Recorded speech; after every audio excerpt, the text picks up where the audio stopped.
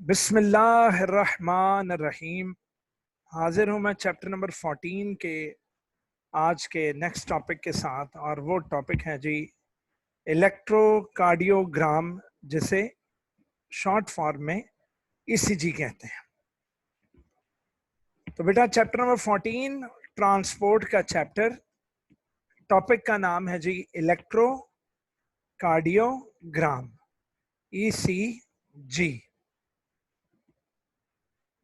Point 1 कहता है, जैसे ही बेटा कल हम लोगों ने पिछले लेक्चर में ये चीज पढ़ी थी कि ऑटोनॉमिक नर्वस सिस्टम से नर्व इंपल्सेस आती हैं।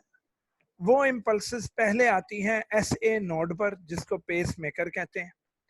फिर एसए नोड से वो ट्रांसफर होती हैं एवी नोड पर, और एवी नोड फिर उसको पूरे वेंट्रिकुलर रीजन में फैला देती हैं। तो कहता है, as the cardiac impulses passes through the heart, जब ये आयंस की नकलो हरकत, जब ये नर्व इंपल्स हार्ट के मसल से पास हो रही होती है, तो ये इलेक्ट्रिकल चार्जेस, ये इलेक्ट्रिकल करंट्स हार्ट के इर्द गिर्द टिश्यूज में भी जाते हैं। ये इलेक्ट्रिकल इंपल्सेस हार्ट के इर्द गिर्द टिश्यूज में भी पहुंचती हैं, सराउंडिंग दी हार्ट में भी पहुंचती हैं। और थोड़ी सी इलेक्ट्रिकल इंपल्सेस जो है, स्मॉल प्रोपोर्शन, ये तो हमारे सीने की स्किन तक भी आती हैं, on the way on the surface of the body. तो हमारी बॉडी की सरफेस तक ये इलेक्ट्रिकल इंपल्सेस आती हैं। तो जब हमारा दिल धड़कता है, तो दिल के धड़कने से कार्डियक इंपल्सेस जो हैं, ये बाहर स्किन तक आती हैं, बाहर सीने की स्किन तक आती हैं।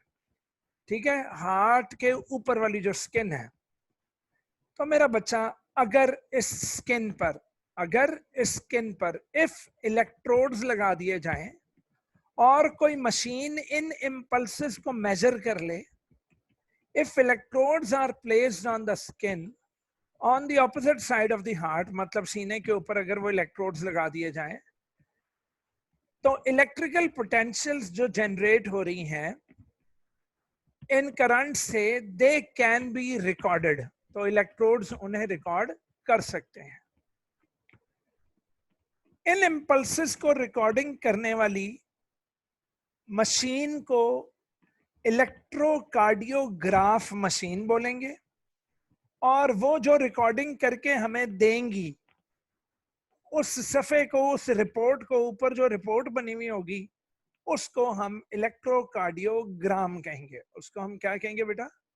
इलेक्ट्रोकार्डियोग्राम। तो यहां मैं अपने बच्चों को दिखाऊं कि ये रही। तो अगर मैं अपने बच्चों को ये चीज दिखाऊं, तो ये देखें, ये है वो मशीन। मशीन को बोलेंगे इलेक्ट्रोकार्डियोग्राफ मशीन, जबकि इस तरह की रिपोर्ट को बोलेंगे electrocardiogram. Electrocardiogram, the recording is known as electrocardiogram, which is taken by the electrocardiograph machine, that is ECG machine. बेटा इससे हमें पता लगती हैं कि ए रिदमिया तो नहीं, मतलब सिस्टली और डायस्टली में, सिस्टली और डायस्टली में कोई फर्क तो नहीं आ रहा, कोई लंबी देर तो नहीं आ रही, कोई हार्ट की मिसिंग तो नहीं हो रही। तो it helps to diagnose, the abnormalities in the rhythmicity. Rhythm मतलब एट्रियल सिस्टली, फिर वेंट्रिकुलर सिस्टली, फिर दोनों की एट्रियो वेंट्रिकुलर डायस्टली। क्या इसमें कोई प्रॉब्लम तो नहीं आ रहा, कोई ज्यादा टाइम तो नहीं ले रहा कि वो सिस्टली हुई है तो वो डायस्टली कर ही नहीं रहा, या डायस्टली हुई है तो वो सिस्टली में प्रॉब्लम हुई है। तो rhythmicity and conduction system of heart, और हार्ट में क्या ऑटोनॉमिक नर्वस सिस्टम से सही इलेक्ट्रिकल चार्जेस आ रहे हैं, क्या नर्व इंपल्स हार्ट में ठीक आ रही है, which may be corrected by the use of artificial pacemaker. तो बेटा साइनोएट्रियल नोड में कहीं प्रॉब्लम होती है, उस साइनोएट्रियल नोड में कहीं प्रॉब्लम हो गई है, तो साइनोएट्रियल नोड की वजह से वो उसमें कहीं हार्ट की तरफ से ऑटोनॉमिक नर्वस सिस्टम से नर्व इंपल्स आ रही है तो वो आगे नहीं भेज रहा, कुछ ना कुछ तो गड़बड़ है दया। वो फिर वो गड़बड़ का पता किया जाता है कि क्या है क्या नहीं। अच्छा, अब ईसीजी में आप देखते हो कि एक छोटा सा एक ग्राफ बना हुआ होता है, वो ग्राफ अभी हम देख लेते हैं। तो ये देखें जी, एक इस तरह की रिपोर्ट बनी हुई दिखाई देती है। तो ये जो पी वाला पोर्शन है ना बेटा, पी वाला, the P wave occurs just prior to atrial contraction. तो एट्रियल कॉन्ट्रैक्शन मतलब एट्रियल सिस्टली से पहले पहले ये पी वेव बनेगी। तो अगर पी वेव बन रही है तो मतलब एट्रियल सिस्टली नॉर्मल है। क्यू आर एंड एस, ये जो कर्व बना है क्यू आर एंड एस, ये वेंट्रिकुलर कॉन्ट्रैक्शन, वेंट्रिकुलर सिस्टली को रिप्रेजेंट करता है। क्यू आर एस ये वेंट्रिकुलर सिस्टली को रिप्रेजेंट करता है, जबकि जो टी वेव है ये रिकवरिंग फ्रॉम कॉन्ट्रैक्शन को, मतलब ये डायस्टली प्रॉपर है या नहीं है, ये उसको दिखाता है। ठीक मेरा बच्चा। और इसके साथ ही इलेक्ट्रोकार्डियोग्राम वाला टॉपिक फिनिश। छोटा सा है बेटा, ये शॉर्ट क्वेश्चन में आता होता है, दोबारा जरा सुन लो कि जैसे ही कार्डियक इंपल्सेस आती हैं हार्ट में और हार्ट सिकुड़ता है, तो वो जो इलेक्ट्रिकल करंट्स हैं वो हार्ट से निकलकर इर्द गिर्द के टिश्यूज में भी, सराउंडिंग टिश्यूज में भी जाती हैं। वो इलेक्ट्रिकल इंपल्सेस का जो स्मॉल प्रोपोर्शन है वो ऊपर हमारे सीने की स्किन तक भी पहुंचती है, to the surface of the body तक आती है। तो अगर हम सरफेस ऑफ द बॉडी पर इफ इलेक्ट्रोड्स वहां प्लेस कर दें on the skin on opposite sides of the heart, on opposite sides of the heart अगर हम लगा दें, तो ये electrical potentials generated by these currents, और इलेक्ट्रिकल पोटेंशियल्स को अगर हम रिकॉर्ड कर लें किसी मशीन के जरिए, तो हमें पता लग सकता है कि क्या हार्ट में प्रॉपर कॉन्ट्रैक्शन रिलैक्सेशन हो रही है कि नहीं हो रही। तो इलेक्ट्रोड्स के जरिए, किसी मशीन के जरिए इस रिकॉर्डिंग, जो रिकॉर्डिंग होगी उस रिकॉर्डिंग को बोलोगे इलेक्ट्रोकार्डियोग्राम, जबकि जो मशीन हम इस्तेमाल करेंगे उस मशीन को बोलेंगे electrocardiograph, that is ECG machine. ये हमें मदद देती है कि it helps to diagnose the abnormalities in the rhythmicity and conduction system of the heart, with which may be corrected by the use of artificial pacemaker. और फिर अगर गड़बड़ हो तो फिर आर्टिफिशियल पेसमेकर में होती। बेटा एक दफा मुझे इतनी दर्द हुई, पिछले रमजान की बात है, अफ्तारी के बाद मेरे सीने में इतनी दर्द हुई कि मैं चला गया यहाँ पर कार्डियोलॉजी वाले hospital, Punjab institute of cardiology. वहाँ जनाब 5-6 डॉक्टर्स आ गए। डॉक्टर्स ने आकर जनाब मेरी ईसीजी की। तो ईसीजी करने के बाद वो रिपोर्ट देखकर, तो एक लेडी डॉक्टर थी, कहती है सर आप यहाँ क्यों आए हैं? मैं क्या, क्यों, ये दिल का हॉस्पिटल नहीं? कहती है आपने इफ्तारी में क्या क्या खाया था? मैंने कहा मैंने चाट खाई, मैंने समोसे खाए, मैंने कचौरियाँ खाई, मैंने पकौड़े खाए, मैंने 2 नान खाए, ये सारा कुछ खा लिया। कहती है बस आपकी ईसीजी फिर नॉर्मल है, आपको हॉस्पिटल की नहीं, सामने रेस कोर्स पार्क के ट्रैक की जरूरत है, वहां जाए 3 ट्रैक की वॉक करें, आपका जरा वो नीचे जाएगा तो फिर ठीक है, आपको गैंस हो रही है, गैंस। तो जनाब वो पता लगा कि मेरी रिदमिसिटी में कोई प्रॉब्लम नहीं थी, तो उन्होंने मुझे वहां से छुट्टी दे दी।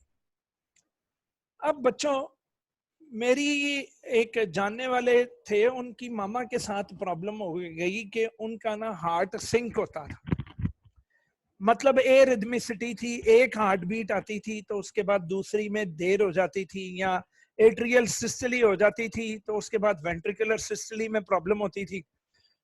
तो पता लगा कि उनका एसए नोड में कोई गड़बड़ हो गई।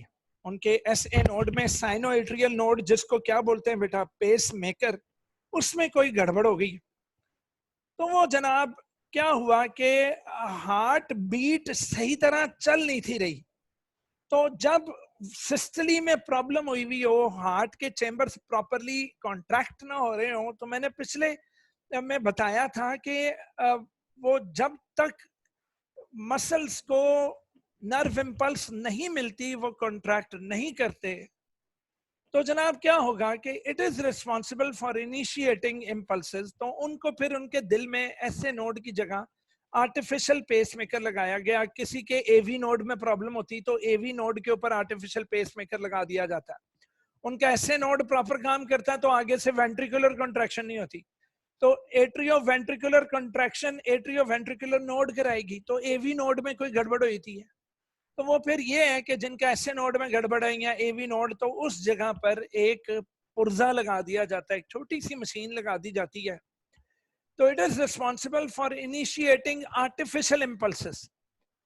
तो वो छोटा सा पुर्जा, वो छोटी सी मशीन, वो आर्टिफिशियल इम्पल्सेस को इनिशिएट कर देती है, जो ट्रिगर कर देती है हार्ट बीट रेट को, जो हार्ट बीट रेट को नॉर्मल रखती है। तो जब वो मशीन देखती है कि पीछे से कुछ भी इलेक्ट्रिकल इम्पल्स नहीं आ रही, तो इसने जनरेट कर देना। डन।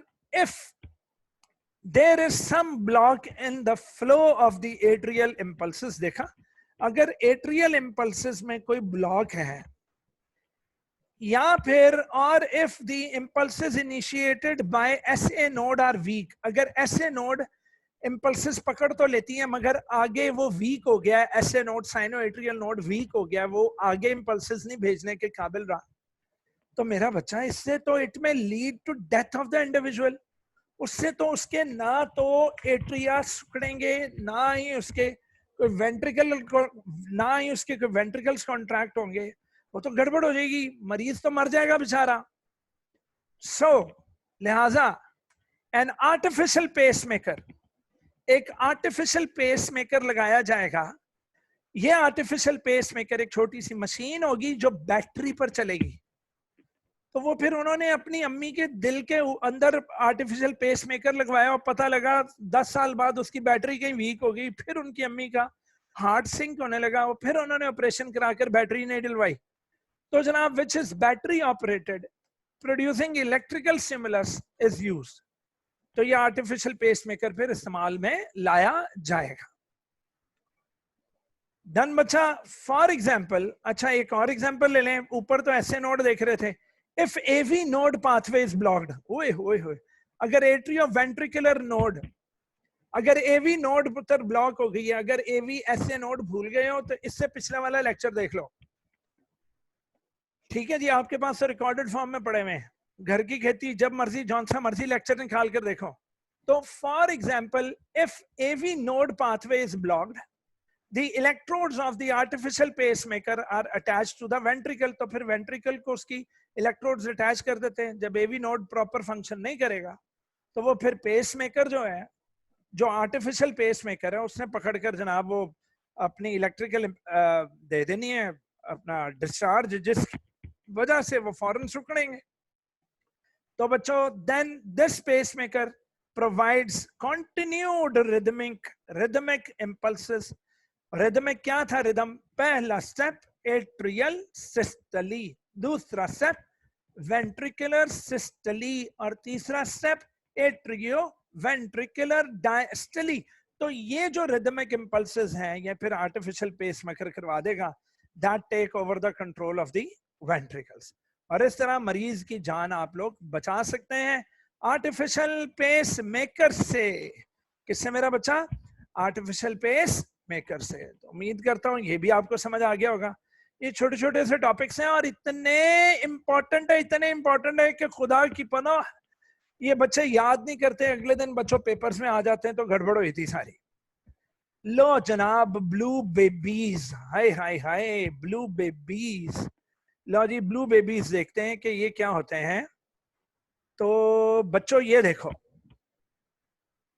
ये है हमारा ह्यूमन हार्ट, ये है सुपीरियर वीना कैवा, ये है inferior vena cava. Right atrium, right ventricle, left atrium, left ventricle, और लेफ्ट वेंट्रिकल से निकल रही है क्या? एओर्टा। क्या मेरा बच्चा? एओर्टा। और ये निकल रही है पल्मोनरी ट्रंक। क्या मेरा बच्चा? Pulmonary trunk. आप देख रहे हो बच्चों, याद रखो जब एक फीटस नशोनुमा पा रहा होता है, जब उसका हार्ट बन रहा होता है, तो बेटा अल्लाह की जानिब से एओर्टा खुलता है पल्मोनरी आर्च में। अल्लाह की तरफ से एओर्टा किस में खुल रहा होता है? पल्मोनरी आर्च में। लेकिन ये भी याद रखें कि ये पैदा होने से पहले पहले ये बंद हो जाता है बेटा। पैदा होने से पहले पहले ये बंद हो जाता है जनाब। तो ये वाला रास्ता ये बंद हो जाता है पैदा होने से पहले पहले। 9 माह पूरे होने से पहले पहले ये बंद हो जाएगा बेटा। तवज्जो है भाई? यहां पर एक बन जाएगी, इन यहां बनेगी, अच्छा इसको कहते हैं पुत्र डक्टस आर्टीरियोसिस। इसको क्या कहते हैं मेरे बच्चे? Ductus arteriosus. तो ये डक्टस आर्टीरियोसिस ने डक्टस आर्टीरियोसिस ने बनना था, इसने क्लोज होना था बेटा। डक्टस आर्टीरियोसिस ने क्लोज होना था। वो क्लोजिंग कहीं ना हो सकी, वो क्लोजिंग कहीं ना हो सकी। वो 9 माह से पहले पहले डक्टस आर्टीरियोसिस ने बंद होना था, ये बंद नहीं हो सकी। तो क्या हुआ? बच्चा पैदा हो गया जिसका यहां से देखो लाल रंग का ऑक्सीजनेटेड ब्लड ब्लू कलर के डीऑक्सीजनेटेड ब्लड से मिक्स हो रहा है। क्या हो रहा है मेरा बच्चा? मिक्स हो रहा है। तो पता लगा ऑक्सीजनेटेड और डीऑक्सीजनेटेड ब्लड मिक्स हो रहे हैं क्योंकि ये जो डिफेक्ट है डक्टस आर्टीरियोसिस बंद नहीं हो सका। क्या नहीं हो सका मेरा बच्चा? बंद नहीं हो सका। इसको क्या बोलेंगे? Ductus arteriosus. अब मैं अपने बच्चों को एक और जरा फोटोग्राफ दिखाना चाहूंगा। इसी तरह मेरा बच्चा, ये है लेफ्ट एट्रियम और ये है राइट एट्रियम। पुत्र लेफ्ट और राइट के दरमियान इस सेपरेशन को कहते हैं इंटर एट्रियल सेप्टम। क्या बोलते हैं? Inter atrial septum. पुत्र पैदा होने से पहले यहां एक होल होता है दरमियान में। पैदा होने से पहले जब फीटस की डेवलपमेंट हो रही होती है, इस सुराख को कहते हैं इंटर एट्रियल फोरामेन। अच्छा 9 मंथ्स के फीटस जब तक वो पैदा होने वाला होता है बेटा, तब तक ये इंटर एट्रियल फोरामेन ये बंद हो जाता है। ये बंद हो जाता है बेटा नॉर्मली। लेकिन अगर किसी बच्चे में एबनॉर्मल डेवलपमेंट हो और इंटर एट्रियल फोरामेन बंद ना हो प्रॉपरली, तो उस वक्त जब बच्चा पैदा होगा तो उसको कहोगे जनाब इसके दिल में सुराख है, इसके दिल में सुराख है। तो जब सुराख होगा तो क्या होगा? ऑक्सीजनेटेड ब्लड लेफ्ट और राइट में, तो डीऑक्सीजनेटेड लेफ्ट में घुसेगा और तहस नहस मचाएगा। पूरे ब्लड की मिक्सिंग हो जाएगी ऑक्सीजनेटेड और डीऑक्सीजनेटेड ब्लड की। लो जनाब, तो 2 वजूहात मैंने बताई हैं। एक है इंटर एट्रियल फोरामेन, तो ये इंटर एट्रियल फोरामेन है जी। ये देखो, ये इंटर एट्रियल फोरामेन है। इंटर एट्रियल सेप्टम में सुराख है, लेफ्ट एट्रियम राइट में और राइट वाला लेफ्ट में खुल रहा है। इस सुराख की वजह से ऑक्सीजनेटेड ब्लड इधर तो डीऑक्सीजनेटेड ब्लड उधर जा रहा है।